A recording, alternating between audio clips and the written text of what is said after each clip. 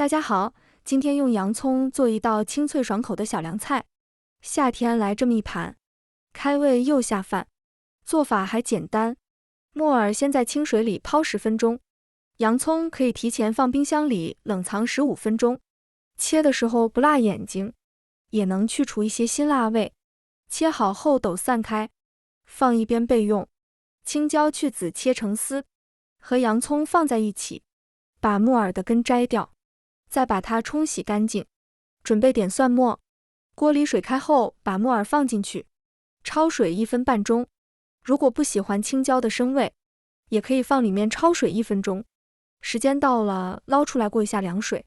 接下来调味：1勺生抽，1勺素蚝油，1点香醋，1勺白糖，1勺盐。切好的蒜末放进去，再来几个干辣椒。锅里来1勺油，放几颗花椒粒炒出香味，再把花椒捞出来，把热油浇到蒜末和干辣椒上，用筷子搅拌均匀之后装盘。一道非常适合夏天的小凉菜就做好了。